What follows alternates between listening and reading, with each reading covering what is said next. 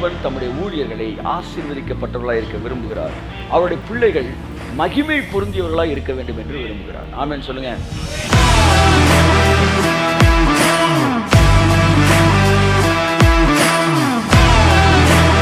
பிள்ளைகள் பெற்றோருக்கல்ல, பெற்றோரே பிள்ளைகளுக்கு ஆஸ்தியை சேர்த்து வைக்க வேண்டும் என்று பவுல் சொன்னார். கைத்தட்டுங்க, அதான் மேட்டரிங்க.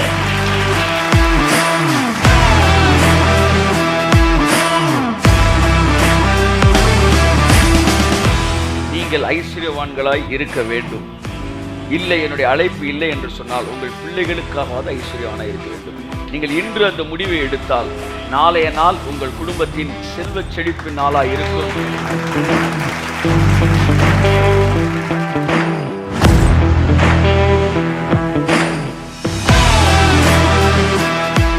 மற்றவர்களை ஏக்கத்தோட பார்க்க போறான் அவனுடைய பிள்ளை. இல்ல, மற்றவர்களை பார்க்க எங்க அப்பா ராஜாவுக்கு ஊழியம் பண்றாரா, தைரியமா சொல்ல போறானா, தைரியத்தட்டே.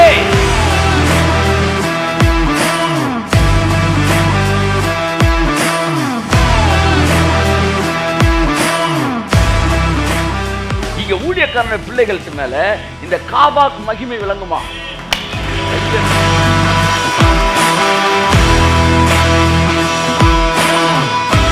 உன்னை பார்க்கிறவன் தேவன் உன்னை சுமந்து வராரு, இவனுக்கு ஒரு குறைவும் இல்லை அப்படின்னு அவன் சொல்லணும்.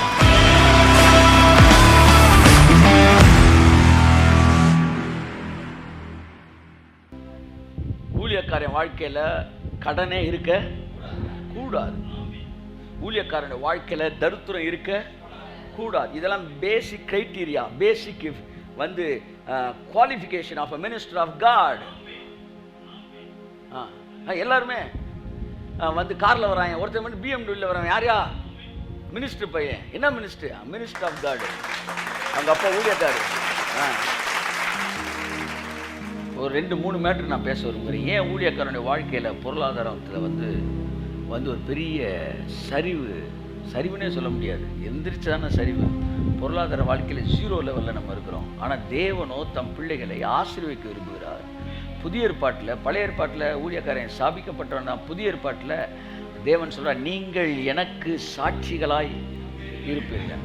அவன் சாட்சி கொடுக்க சாட்சியாக வந்தான் என்று வேதம் சொல்கிறது. நான் சொல்லுகிறேன், இந்த உலகத்தில் வந்து 8 திசையும் கதவு திறக்கிற மாதிரி ஒரு பிஸ்னஸ்ன்னு உங்கள் பேரில் சொல்கிறேன், ஒரு வருமானத்துக்கான வந்து வழி இருக்குன்னா அது ஊழியம் தான் சார். நான் ஒன்று சொல்லுவேன், ஊழியத்தில் ஒருத்தர் ஆசீர்வதிக்கப்படலைன்னா வேற எந்த ப்ரொஃபஷன்லையும் ஆசீர்வதிக்கப்படலாம். பெற்றவனுக்கு சென்ற இடமெல்லாம் சிறப்பு மாதிரி அபிஷேகம் பெற்றவனுக்கு போகிற இடமெல்லாம் அந்த கதவு திறக்கும். நம்பிக்கையுள்ளே நான் இன்றைக்கு ஊழியக்காரர்களை உங்களிடத்தில் பேச விரும்புகிற விஷயம் என்னவென்றால், தேவன் தம்முடைய ஊழியர்களை ஆசீர்வதிக்கப்பட்டவர்களாக இருக்க விரும்புகிறார். அவருடைய பிள்ளைகள் மகிமை பொருந்தியவர்களாக இருக்க வேண்டும் என்று விரும்புகிறார். ஆமென் சொல்லுங்க. நீங்கள் நம்ம அதை தப்புன்னே நினச்சிக்கிட்டு இருக்கிறோம். இல்லை, பெற்றோர்கள் பிள்ளைகளுக்கு சேர்த்து வைக்க வேண்டும். பைபிள் என்ன செய்யுது? ரொம்ப தெளிவாக சொல்லுது. அதனால தான் நம்ம ஏற்றுக்காதனால தான் பெரிய பெரிய ஊழியக்காரன் தான் பிள்ளைகளுக்கு சொத்து சேர்த்து வைக்கும்போது அடிவயிறு என்ன செய்யுது? மெதுவாக எரியுது. ஆனால் உலகத்தாட்கள் அதை சிறப்பாக செய்கிறார்கள். கடவுளோடு நடக்கிற ஊழியர்கள் அதை சிறப்பாக செஞ்சிடறாங்க. தான் தோன்றியா திரிகிற ஊழியர்கள் தான் தங்கள் வாழ்க்கையின் வசதிக்கேற்றார் போல சில வசனங்களை பிடித்துக்கொண்டு தங்கள் குடும்பத்தை தரித்திரத்திலே வைத்திருக்கிறார்கள். இந்த நாளிலே கர்த்தர் அந்த கதவுகளை திறக்கிறாரு.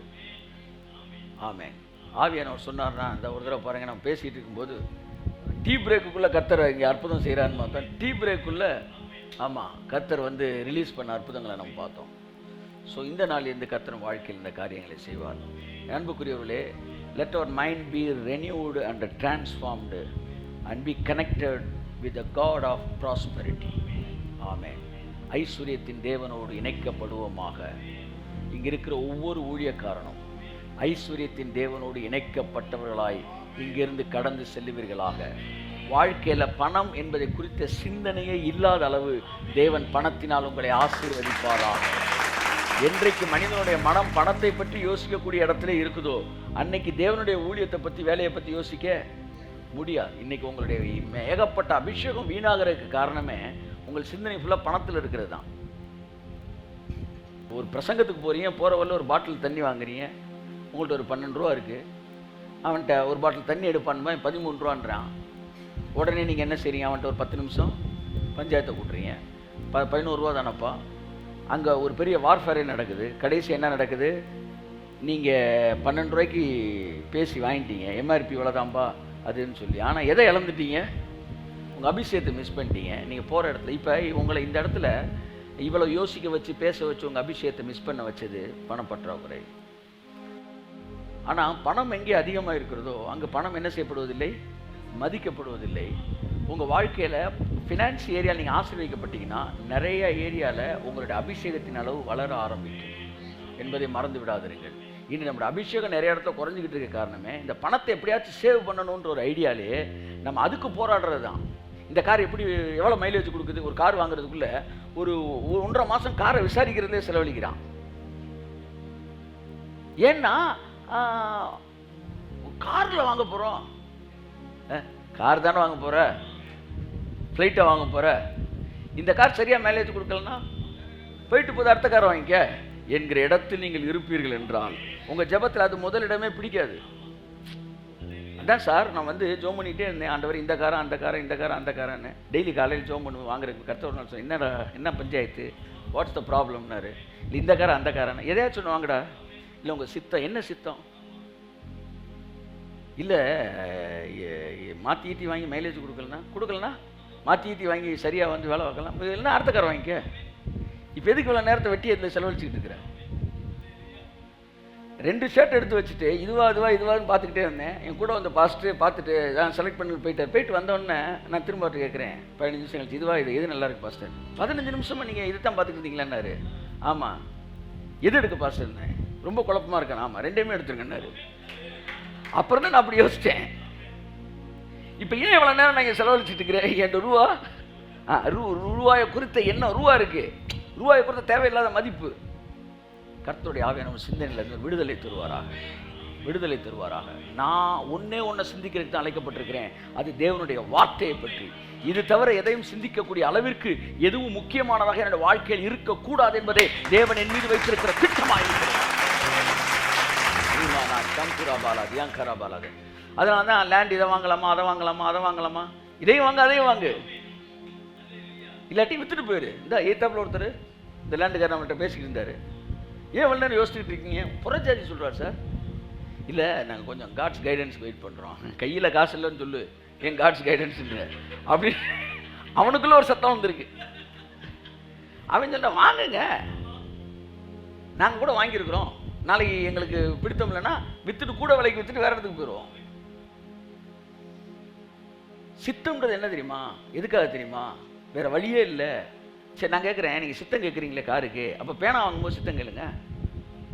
இந்த பேனா எவ்வளோ நாள் எழுதாண்டவர், ரெனால்ட்ஸா கேல்வின் கிளீன், எந்த பேனா, 2ல் இது, அதான் கேட்க மாட்டேன்றீங்க. ஏன் சொல்லுங்க, பேனா தானே 10 ரூபா தானே, போனால் வேற பேனா வாங்கிக்குவோம். இதே மாதிரி நீ 10 கோடி ரூபா சொத்தையும் பார்க்கணும்.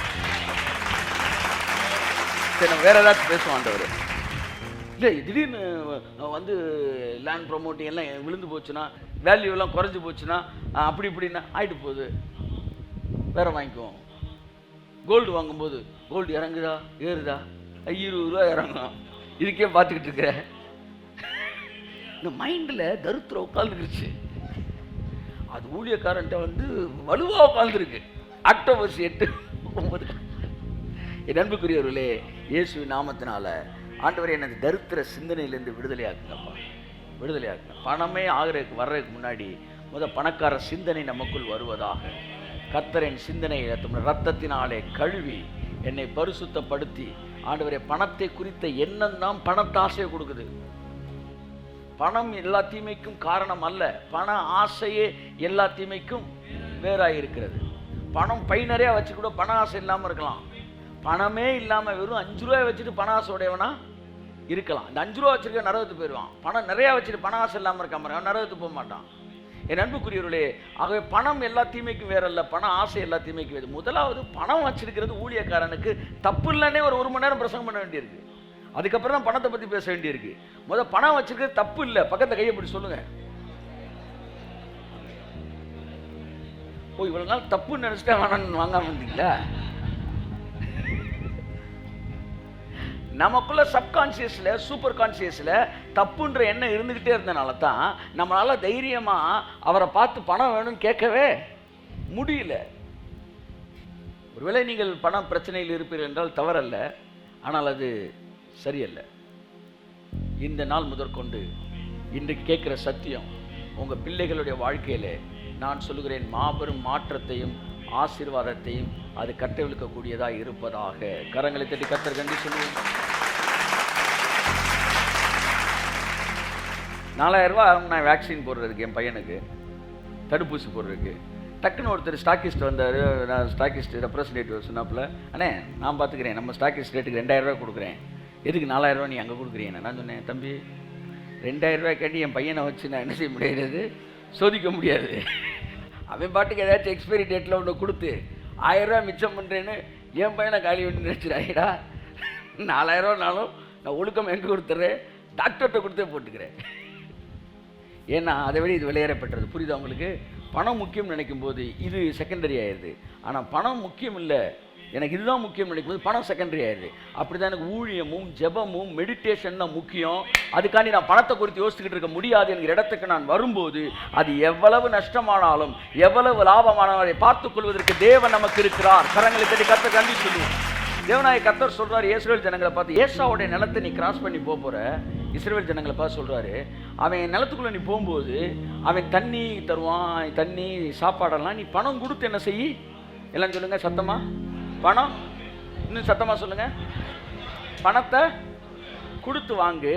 அவன்கிட்ட போய் நாங்கள் பரதேசியாக வர்றோம் ஏதோ பார்த்து கொடுன்னு சொல்லி கேட்காத, அவன்கிட்ட சண்டை போடாத, அவன் சொல்லுங்க போரிடாதே, எல்லாவற்றையும் பணத்துக்கு கொடுத்து வாங்கு.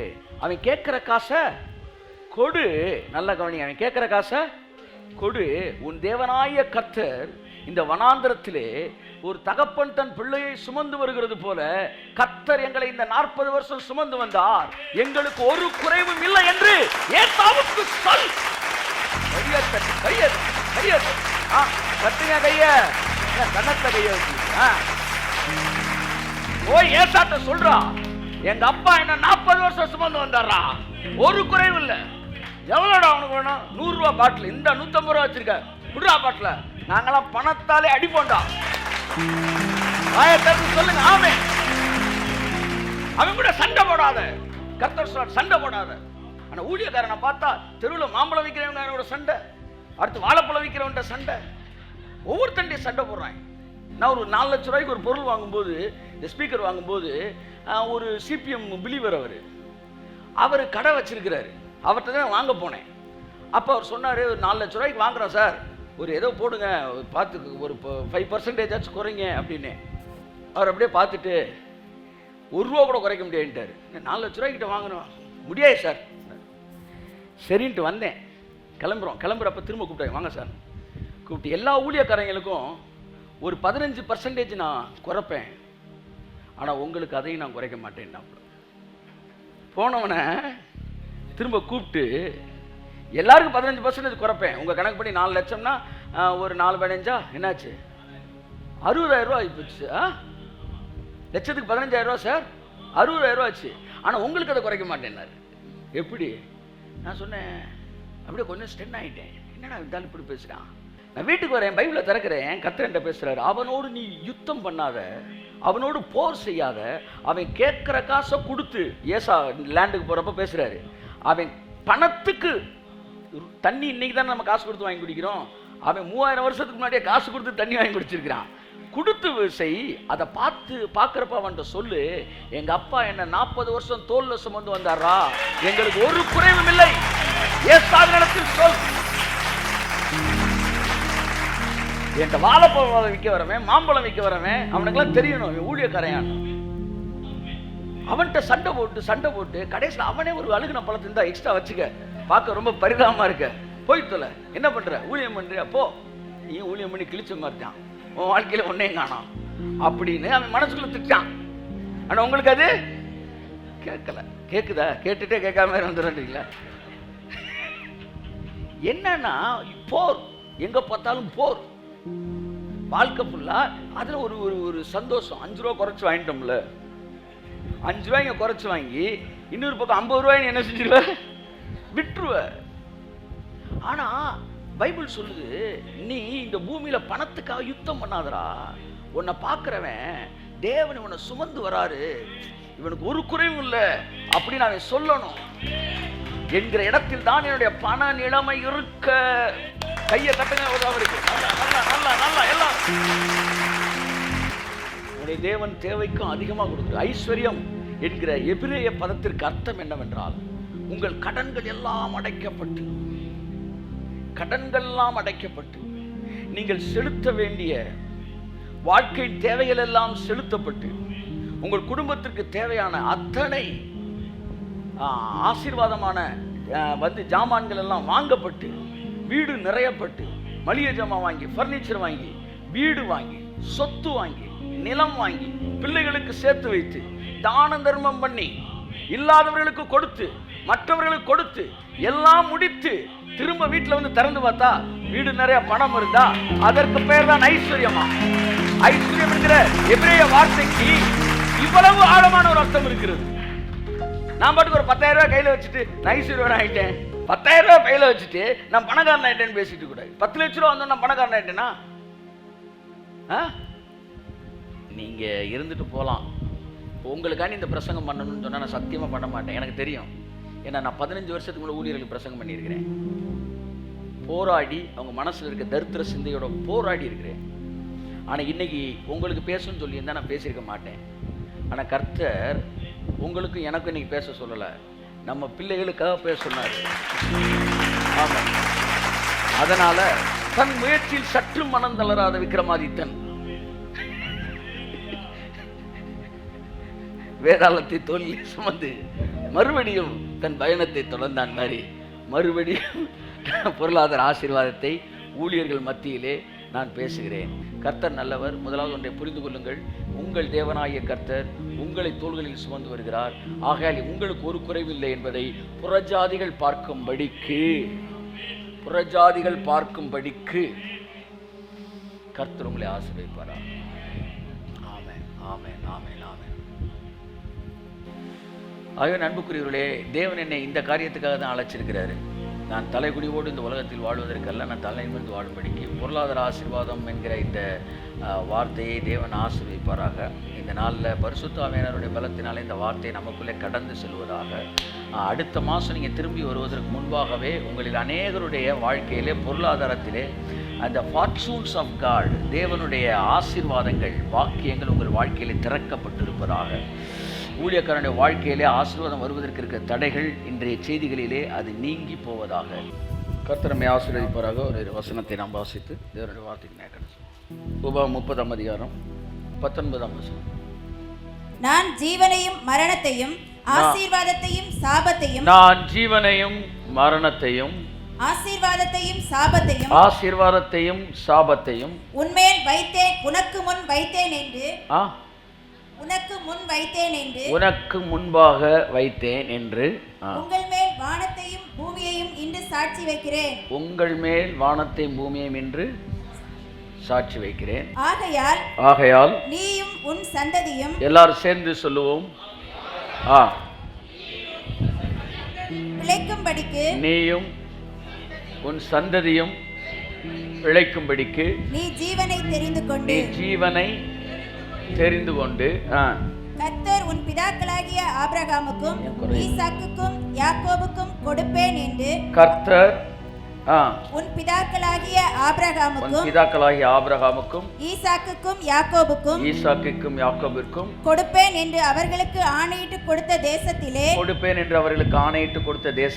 குடியிருக்கும்படிக்கு உன் தேவனாகிய கர்த்தரில் அன்பு கூர்ந்து அவர் சத்தத்திற்கு செவி கொடுத்து அவரை பற்றிக் கொள்வாயாக.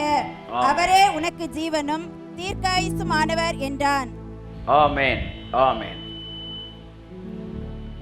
திரும்ப அந்த 30ல்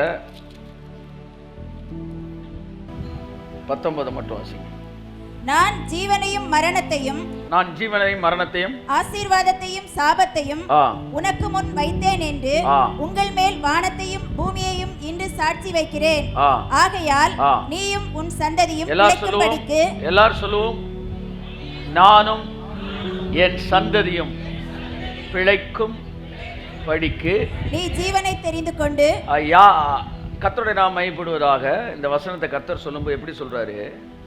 உனக்கு முன்னாடி ஜீவனை வைக்கிறேன், உனக்கு முன்னாடி சாபத்தையும் வைக்கிறேன். ஆனால் நீ எதை செலக்ட் பண்ணுறதுன்ற வச்சு தான் உன் சந்ததி எப்படி இருக்க போகுதுன்றத இருக்க போகுது. ஆமேன்னு சொல்லுங்க எல்லாருக்கும் நல்லா கவனிங்க. என்னுடைய சந்ததி எப்படி இருக்க போகிறது என்பது நான் எதை தெரிந்து கொள்ள போகிறேன் என்பதிலே அடங்கி இருக்கிறது. கை தட்டுங்க ஒரு தடவை வரைக்கும். ஆமென். தேவனாய் கர்த்தர் சொல்றார், ஜீவனை வாயில வச்சு வந்து கட்டாயப்படுத்தி மருந்து ஊத்துற மாதிரி நான் ஊத்த மாட்டேன். ஜீவனை உனக்கு முன்னாடி நான் வைக்கிறேன், சாபத்தை உனக்கு முன்னாடி நான் வைக்கிறேன். நீயும் உன் சந்ததியும் நன்றாக வாழ்ந்திருக்க வேண்டும் என்றால் நீ ஜீவனை தெரிந்து கொள் என்று கர்த்தர் சொல்கிறார். ஆகவே நான் எதை தெரிந்து கொள்கிறேனோ அதை பொறுத்துதான் என்னுடைய சந்ததி செழிப்பாக இருக்க போகிறதா அல்லது வறுமையில் இருக்க போகிறதா என்பது நான் எதை தெரிந்து கொள்ளுகிறேன் என்பதில் தான் இருக்கிறது. ஆகவே கர்த்தர் கடைசி என்ன சொல்றாரு? நீயும் உன் சந்ததியும் வாழ்ந்து செழித்திருக்கும்படி நீ ஜீவனை தெரிந்து கொள். ஆமென் சொல்லுவோம். ஒரு நோக்கம் நமக்கு இருக்கணும், என் சந்ததி செழித்திருக்க வேண்டும். நான் மட்டுமல்ல, என் சந்ததி ஆசீர்வதிக்கப்பட்டிருக்க வேண்டும். அதனால் இன்னைக்கு மதிய நேரத்தில் நான் வறுமையை அல்ல, செழிப்பையும் ஆசீர்வாதத்தையும் நான் தெரிந்து கொள்ளப் போகிறேன். ஒரு சபை ஊழியன் எதை தெரிந்து கொள்கிறானோ அந்த சபை மக்கள் அவ்விதமாகத்தான் இருப்பார்கள். நானும் என் சந்ததியும் என்கிற இடத்திலே ஊழியக்காரனுக்கு சந்ததி எதுனா அவனுடைய சபை. நானும் என் சந்ததியும் வாழ்ந்து செழித்திருக்கும்படிக்கு ஊழியக்காரனாகிய நான் ஜீவனை தெரிந்து கொள்கிறேன். ஒரு குடும்பத்தின் தகப்பனாகிய நானும் என் பிள்ளைகளும் வாழ்ந்து செழித்திருக்கும்படி நான் வறுமையை குறித்து தெரிந்து கொள்ளாமல் ஜீவனை தெரிந்து கொள்கிறேன். நல்லா கவனிங்க. வறுமை அந்த பாஸ்ட் பேசுகிறாரு, இந்த பாஸ்ட் பேசுகிறாரு, அவங்கெல்லாம் ஜிப்பா தான் போடுறாங்க அப்படி நீங்கள் நினைக்கலாம். ஆனால் அவங்க பிள்ளைகளுக்கெல்லாம் கோடிக்கணக்கில் சொத்து என்ன செஞ்சுருக்கிறாங்க? சேர்த்து வச்சுருக்கிறாங்க. முன்னாடி இருந்து நீங்கள் கை தட்டிட்டு நீங்கள் தான் அவர் தியாகமான ஊழியர்ன்றீங்க. அவர் தியாகமானவர் தான், ஆனால் இந்த பாகம்லாம் பெரிய பாகமாக பண்ணி வச்சுருக்காரு அவங்க பிள்ளைகளுக்கு. அதனால அவர் இப்போ ப்ராப்பராக அவர் வேலையை செஞ்சுட்டாரு. ஆனால் அதை கேட்டுக்கிட்டு இருக்கிற சபை விசுவாசி பாவம், அவன் தரித்திரத்துலாம் இருக்க போகிறான். ஆனால் அவன் பிள்ளை கோட்டு தான் போட்டுக்கிட்டு இருக்கிறான், அவன் புகையை போட்டு ஒர்ஷிப் பண்ணிட்டு இந்த வேலையை தான் பண்ணிகிட்டு இருக்கிறான். ஆனால் அவர் ஜிப்பாவில் இருந்தாலும் அவன் வேறு மாதிரி தான் அவனுடைய ஸ்டைல் இருக்குது, அவனோட dressing style, every thing is different. ஒன்று புரிஞ்சுக்காங்க, நீங்கள் அட்மையர் பண்ணுற ஆட்கள் எல்லாருமே அவங்க வேலையை அவங்க குடும்பத்துக்கு சரியாக தான் செஞ்சுருக்கிறாங்க. நீங்கள் நிறைய ஊழியக்காரனுக்கு வீட்டில் மரியாதையே இல்லாமல் இருக்கிற காரணம் என்ன தெரியுமா? அவன் வீட்டுக்கு காசே தரதில்லை. பயந்து பயந்து காரியங்களை நடப்பிக்கிற காரணம் என்ன தெரியுமா? வீட்டுக்கு தேவையானதை போஷிக்கிறது இல்லை. நான் செய்ய வேண்டிய கடமையை செய்யாத போது என் அன்புக்குரியவர்களே, நான் எந்த விதத்தில் என்னுடைய மரியாதையை நான் எதிர்பார்க்க முடியும்? சரி, நாங்கள் எலியா மாதிரினா ஏதாச்சும் நாலு பேருக்கு அற்புதம் செய்ய, 2 செத்தவனை எழுப்பு, அதுக்கப்புறம் பையில காசுலன்னு சொல்லி கூட நம்ம மதிச்சுக்கிறோம். அதுவும் இல்லை, இதுவும் இல்லை. என் அன்புக்குரியவர்களே, ஸோ கரம் இருக்கணும், இல்லாட்டி வரம் இருக்கணும், எதுவுமே இல்லாமல் என் வாழ்க்கையில் சும்மா இருக்கிற சோம்பேறித்தனத்துக்கு நான் பவுலை கொண்டு போய் எனக்கு போர்வையாக போத்துக்கிறேன்னா அதை விட கொடுமையானது இந்த உலகத்தில் எதுவுமே கிடையாது. நீயும் உன் சந்ததியும் பிழைத்திருக்கும்படிக்கு. நம்முடைய முற்பிதாவாகிய ஆதாம், அவன் ஒருத்தன் செஞ்ச பாவத்தில் 50 பேர் நீ தெருவில் திரிகிறாங்க. அவன் செஞ்சது தப்பு, அதனால நாங்கள் பாடுபடுறோம் நீங்கள் சொல்லுவீங்கன்னா, நான் சொல்கிறேன், நீங்கள் செய்கிற தப்புனால உங்கள் சந்ததி பாடுபட போகிறது. எனக்கு செல்வம் பிடிக்காட்டாலும் பரவாயில்ல. உபாகம் 30 அதிகாரம் 19 வசனம் சொல்லுது, நீயும் உன் சந்ததியும் பிழைக்கும்படிக்கு தயவு செய்து ஜீவனை, அழியாமையை, ஆசீர்வாதத்தை, ஐஸ்வர்யத்தை இந்த வேளையில் நீ தெரிந்து கொள்ளுவாயாக. ஆமென் சொல்லுவோம். தயவு செய்து வறுமையில வாழ்றதுக்கு உங்களுக்கு வேணாலும் உரிமை எடுத்துக்காங்க. ஆனா உங்க பிள்ளைகளை அதில் வாழ்வதை கட்டாயப்படுத்தாதிருங்கள். அவர்கள் எவ்விதமான வாழ்க்கை வாழ வேண்டும் என்பதற்கு நீங்க டெசிஷன் எடுக்க கூடாது. ஆகவே ஒரு தகப்பனாய் இருந்து நான் செய்ய வேண்டிய காரியத்தை நான் செய்திருக்க வேண்டும். இல்லாவிட்டால் நான் அவிசுவாசியிலும் கெட்டவனாய் இருக்கிறேன். எத்தனையோ பாஸ்டர் திங்கக்கிழமை இங்கே பாஸ்டர்ஸ் மீட், செவ்வாய்க்கிழமை அங்கே பாஸ்டர்ஸ் மீட், ரவுண்ட்ஸ்லேயே போயிட்டு எல்லா இடத்துலையுமே மோஸ்ட்லி என்ன தான் இருக்குது? பிரியாணி தான் இருக்குது. ஒரு அம்மா அழுகிறாங்க, பாஸ்டர் அம்மா. வாழ்க்கையில் முத சாரீஸ் வந்து கொடுக்கணும்னு ஏன் நான் முடிவு எடுத்தேன்னா, எனக்கு தெரியும் பாஸ்டர்ஸுக்கு போகிற இடத்துலலாம் பேண்ட் சட்டை வந்துடும். கிறிஸ்மஸுக்கு 4 பேண்ட் ஷர்ட் இருக்கும். ஆனால் அவங்க ஒய்ஃபுக்கிட்ட என்ன இருக்காது. சாரி எதுக்காக கொடுக்கணும்னு முடிவு எடுத்தோம்னா, 2 பேருக்கும் கொடுக்கணும் முடிவு எடுத்தோம்னா, இன்னொரு பக்கம் கவனிக்கப்படாமலே போகுது. இவரையும் வேலை வெட்டிக்கு போகிறல ஒழுங்காக வந்து ஊழிய பார்க்குறது இல்லைன்னா, மாதத்தில் 30 நாளில் 28 நாள் என்னதான் இருக்குது? Pastors meet. நீட்டாக போக வேண்டியது, பிரியாணியை போட வேண்டியது, கொத்தை போட்டுட்டு கும்முன்னு பக்கத்தில் ஒரு சோடா உடச்சி குடிச்சிட்டு நீட்டாக வீட்டுக்கு வந்துடு. தோத்துறோம். ஆனால் வீட்டில் என்ன செய்ய, அதாவது இப்போ வந்து இது மாதிரி ஒரு சுகபோக வாழ்க்கையாக, குடும்பத்தை குறித்து, பிள்ளைகளை குறித்து கவலை இல்லாத ஒரு வாழ்க்கையாக போய்விடக்கூடாது என்பதில் தேவன் கரிசனையாக இருக்கிறார். அன்புக்குரியவர்களே, இந்த நாளின் செய்தி நம்முடைய வாழ்க்கையில் மிகப்பெரிய மாற்றத்தை ஏற்படுத்துவதாக